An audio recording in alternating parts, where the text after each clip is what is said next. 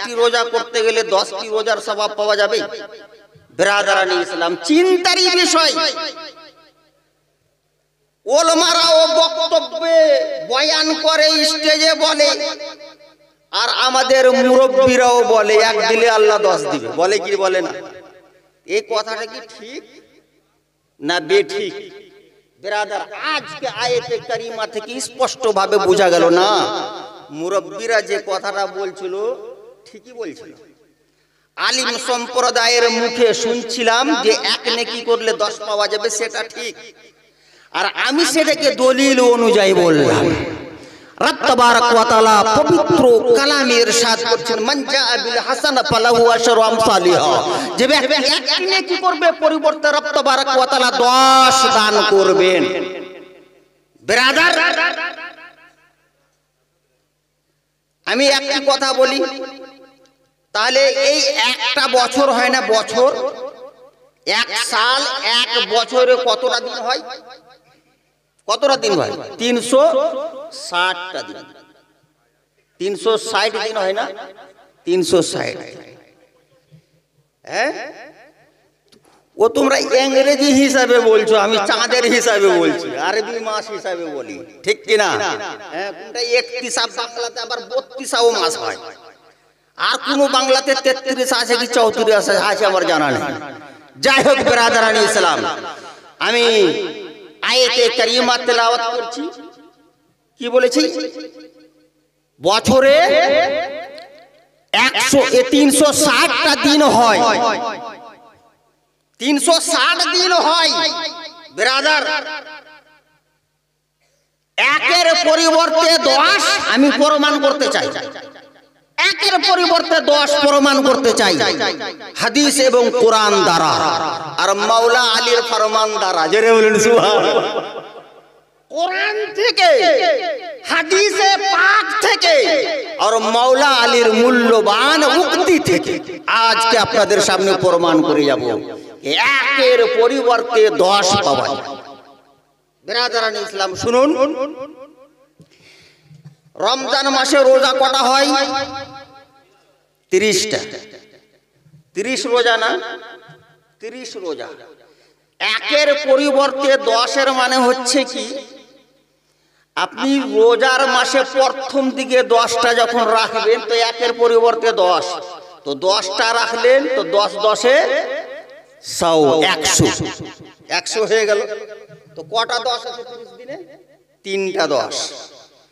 তো এবার 10কে যখন 10কে 10 বার পড়বেন, তো 10 10-এ 100, আর 10 10-এ 100, আর 10 10-এ 100, কত হলো? 500, 300 হলো। 300 হলো না গো? 300 হলো। এক মাস যদি রোজা রাখেন তাহলে 300 দিনের সওয়াব হয়ে গেল, ঠিক কিনা? আর হাদিস পাকের মধ্যে এসেছে, মান সামা সিত্তাম মিন শাওয়াল, যে ব্যক্তি শাওয়াল মাসের ঈদের চাঁদে, ঈদের দিন বাদ, ঈদের চাঁদে লাগাতার 6টি রোজা করবে, 6টি রোজা করবে, একের পরিবর্তে 10, তো 6কে 10 দিয়ে যদি গুণ করা যায় কত হবে?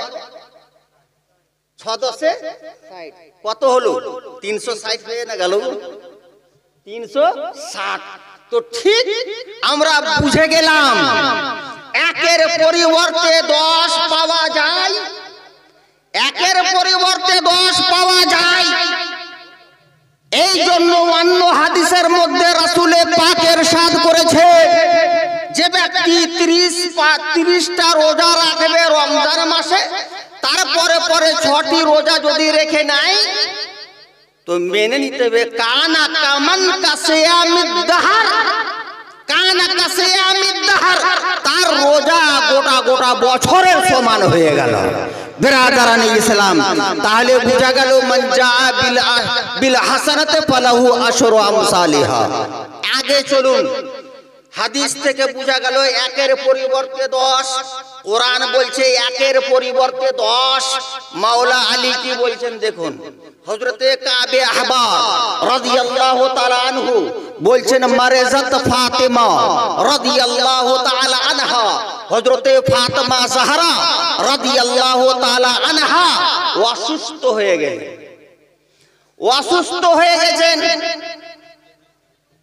অসুস্থ হযরতে ফাতেমা জাহরা অসুস্থ। মাওলা আলী রাদিয়াল্লাহু তাআলা আনহু বাড়িতে নেই।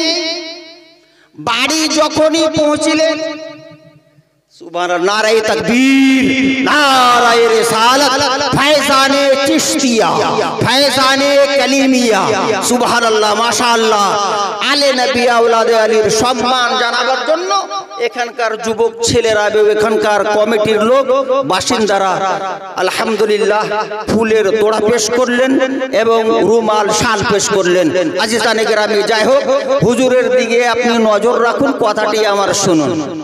অল্প সময়ের মধ্যে হযরতে কাবে আহবার হইতে বর্ণিত, তিনি বলছেন হযরতে ফাতেমা জাহরা অসুস্থ হয়ে গেলেন। মাওলা আলী মুশকিল কুশা বাড়িতে নাই। বাড়িতে যখন আসছেন, বাড়িতে যখন পৌঁছে গেলেন, দেখতে পেলেন যে হযরতে ফাতেমা জাহরা অসুস্থ হয়ে আছে, অসুস্থ হয়ে আছেন। হযরতে ফাতেমা জাহরা কি আর মাওলা আলী মুশকিল কুশা কি এটা বলার দরকার নেই। হযরতে ফাতেমা রাসূলুল্লাহর শাহজাদি, আমরা সবাই জানি না, রাসূলুল্লাহর শাহজাদি, আর হযরতে মাওলা আলী রাদিয়াল্লাহু তাআলা আনহুর অর্ধাঙ্গিনী, আমরা সবাই জানি। বিরাদরান ইসলাম, মাওলা আলী হযরতে ফাতেমা জাহরার বাড়িতে যখন আসলেন, বাড়িতে যখন প্রবেশ করলেন, দেখলেন হযরতে ফাতেমা জাহরা অসুস্থ। হযরতে আলী রাদিয়াল্লাহু তাআলা আনহু জিজ্ঞেস করছেন, ইয়া ফাতেমা মা ইউরিদু কালবুক, বলো তো তোমার দিল কি চাই? এই অবস্থায় তুমি আছো, অসুস্থ অবস্থায়, বলো তোমার দিলটা কি চাইছে? তো হযরতে ফাতেমা জাহরা উত্তরে আরজ করছেন, হে আমার সরতাজ, আশতাহি রুম্মানা, আমি শুধু একটি বেদানা চাই, আমি কিছু চাই না। আমার দিল চাইছে যদি আমি বেদানা পেতাম তো খেতাম, আর আমাকে শান্তি পাওয়া যায়। ফাতাফাক্কারা সাআতান, হযরতে মাওলা আলী কিন্তু অল্প সময়ের জন্য চিন্তায় চিন্তিত হয়ে গেলেন।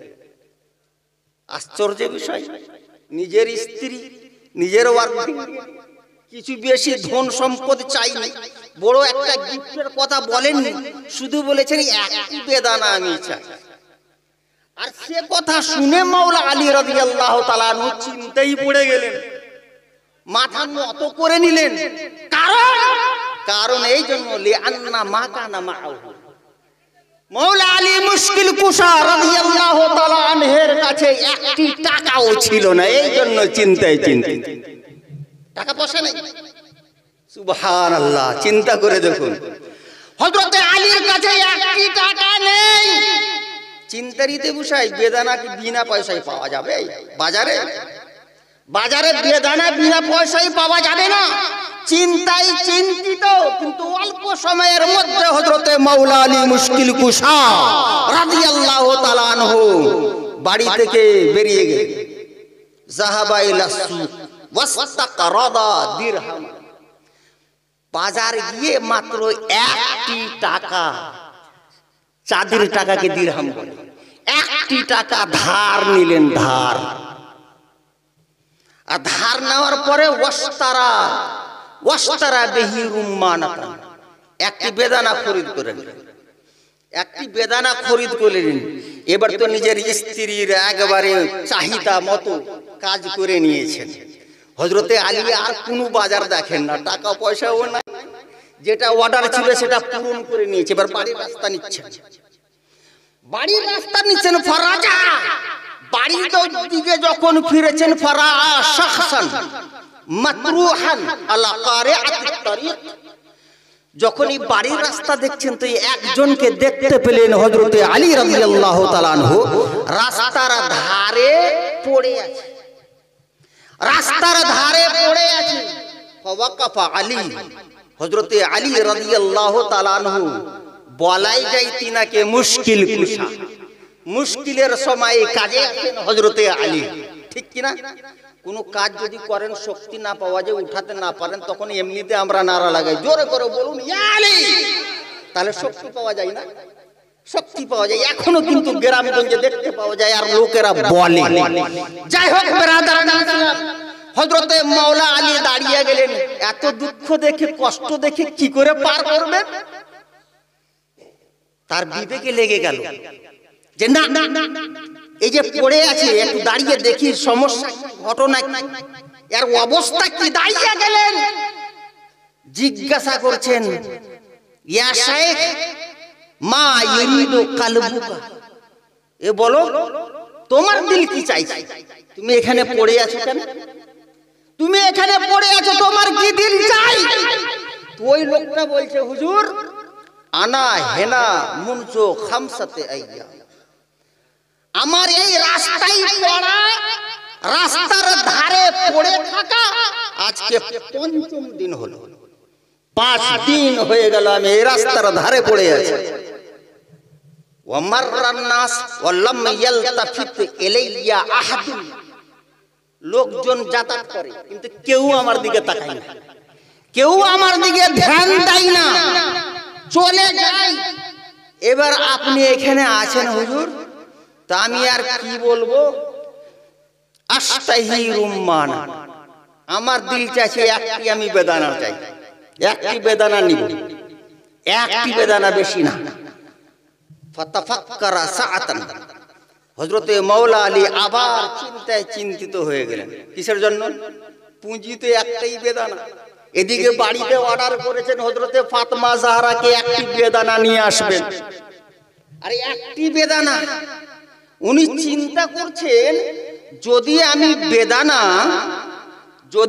বেদানা এ ব্যক্তিকে না দিই, ফাখালাফতু কাওলাহু তাবারাক ওয়া তাআলা, তাহলে আল্লাহ তাআলার ফরমানের বিরোধিতা করা হবে। কোথায় আল্লাহ তাআলার ফরমান?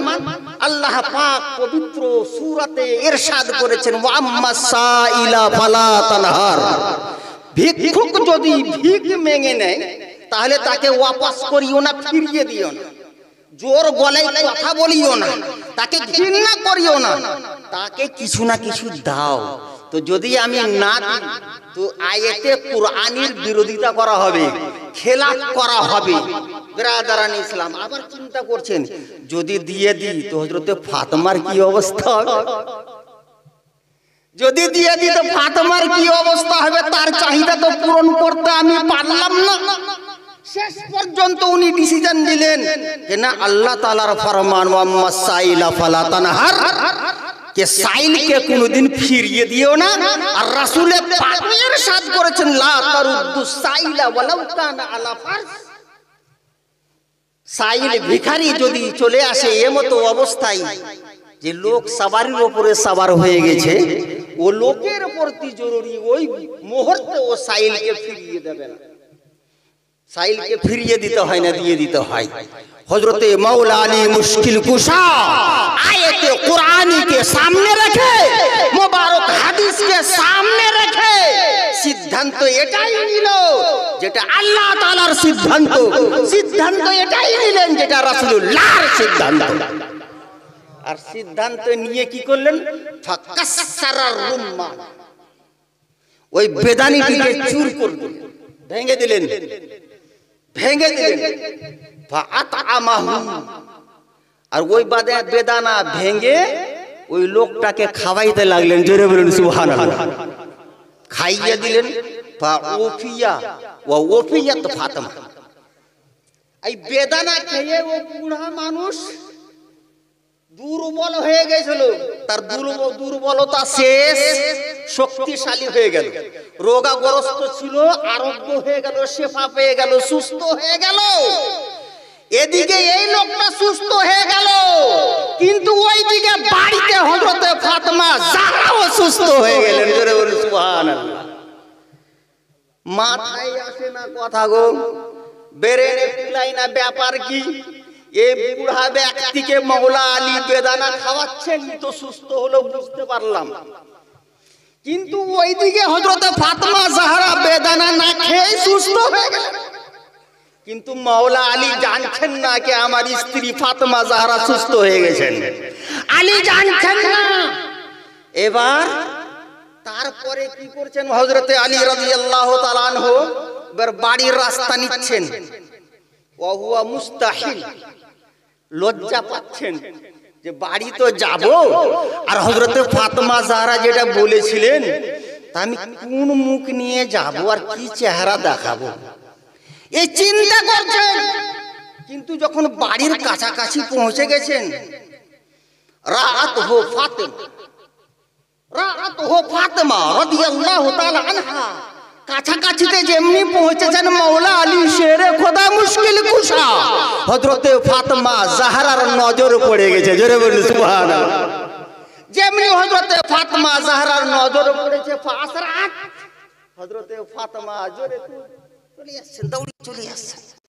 ফাজাম্মামাতহু, হযরতে ফাতেমা জাহরা মাওলা আলীকে নিজের সিনায় জড়িয়ে ধরছেন। জোরে বলুন সুবহানাল্লাহ।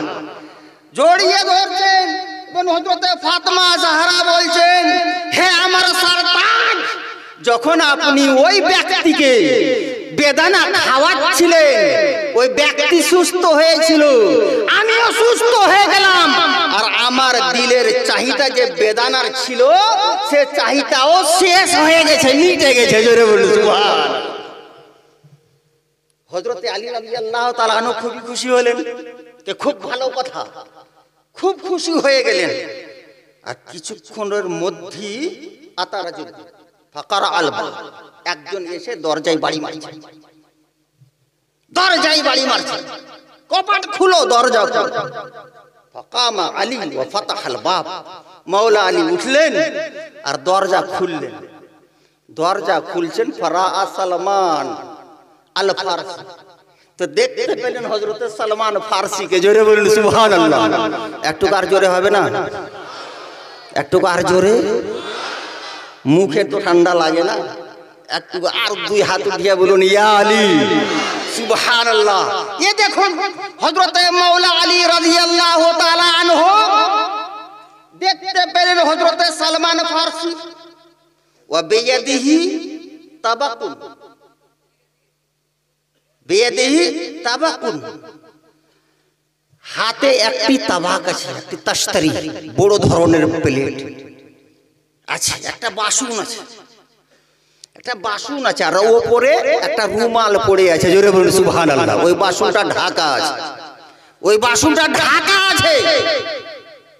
হযরত সালমান ফারসি মাওলা আলী শেরে খোদা মুশকিল কুশার দরবারে পেশ করছেন। মাওলা আলী এত জাহিন ছিলেন, এত দুর্দান্ত তিনার দিমাগ ছিল, সুবহানাল্লাহ সুবহানাল্লাহ। সবচাইতে বড় জজ আর বড় জ্ঞানী হযরতে আলী রাদিয়াল্লাহু তাআলা আনহু ছিলেন।